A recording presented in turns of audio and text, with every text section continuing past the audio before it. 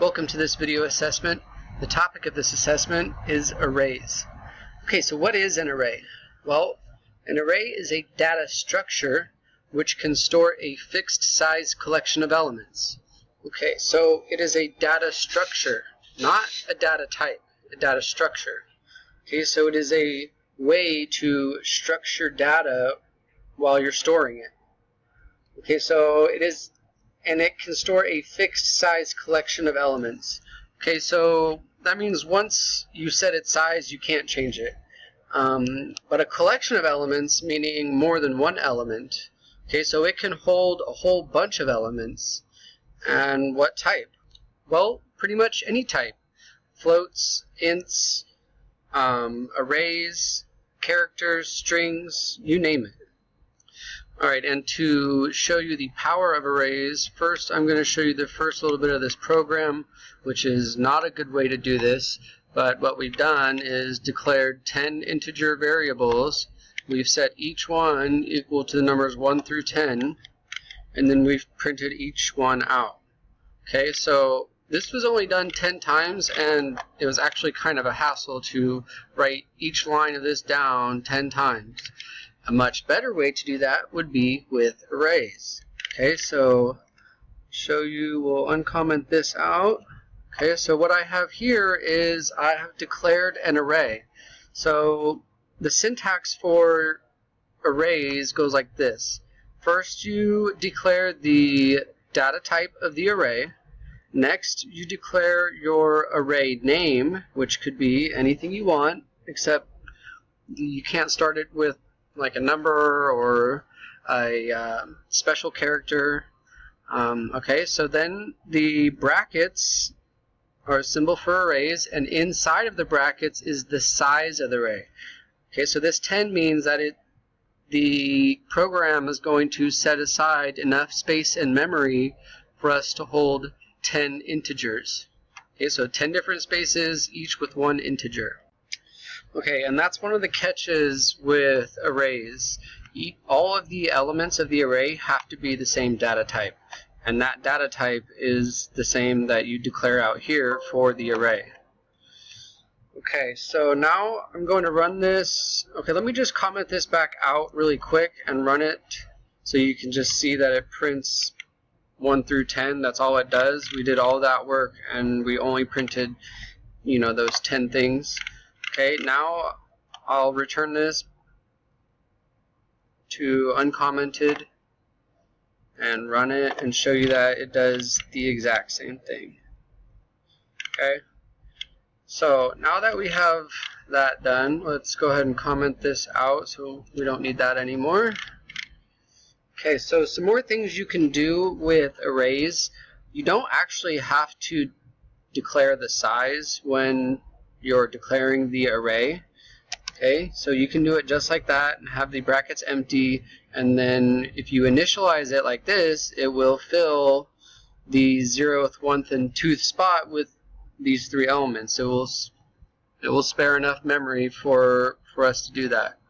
Okay, and you could also even declare an array with 10 spaces but only initialize 3 of them. Alright, so same thing, these 3 will go in the 0th, 1th, and 2th spot. And yeah. Okay, and then another thing you could do is you can basically change the value of a specific element within the array. So this is, we're going to change the array that's in the number 4 spot, number 4 element basically. So you have 0, 1, 2, 3, 4. So that will be changing this 5 to 100. Okay, so, and I'll go ahead and just run that and print it out so you can see. There you go, number 5 is now 100. Okay, let's go a little bit further on down here. Some more interesting things about arrays. If you just use the array name, it's actually a pointer to the address in memory. Okay, so printing this out is going to print out the address of this array in memory. This one's going to print out the address of the array in memory as well, and this line is going to do the same thing as well, and even this line is going to do the same thing too. Okay, so let me just go ahead and run this, and I'll show you what these last two lines are going to do. Alright, so we look here. Like I said, those first four lines are all the same. This is the address in memory. Okay, so let's look at these next two lines. We have a number that's very similar, but it's actually increased by 4, and then the number that after that has increased by 4 as well. Okay, so what you can see is that each one takes up 4 bytes in memory. Okay, so that's the size of an integer, is 4 bytes.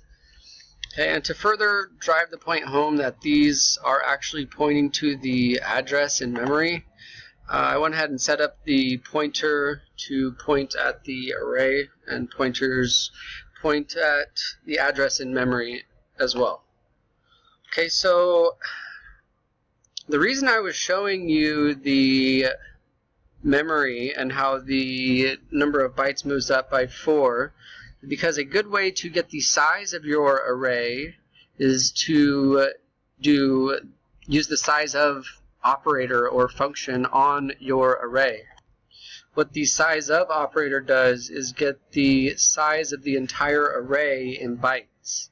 Okay, and what we are going to do with the total size of the array is we're going to divide it by the size of one integer. Okay, so I'll just go ahead and run that. We have 10 integers in our array, so our size should be 10. Okay, so there it is. Size is 10. And what we actually got right here was 40, and because the size of each integer is 4, and we divided it by 10, we were divided by 4, 40 divided by 4 is 10. Okay, so the last thing I want to go over is 2D arrays. And two-dimensional arrays are declared in the same manner as one-dimensional arrays, except the only difference is you have 2 sets of brackets afterwards.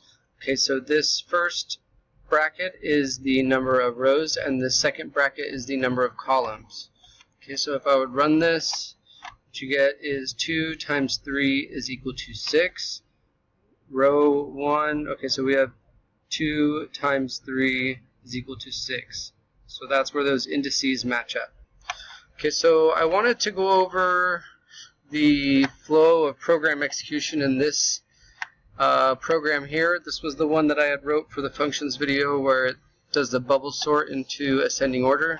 But this video is already getting pretty long, and I did already go over this in the previous video. So if necessary, please refer to that video. And that's all I have. Thanks for watching this video.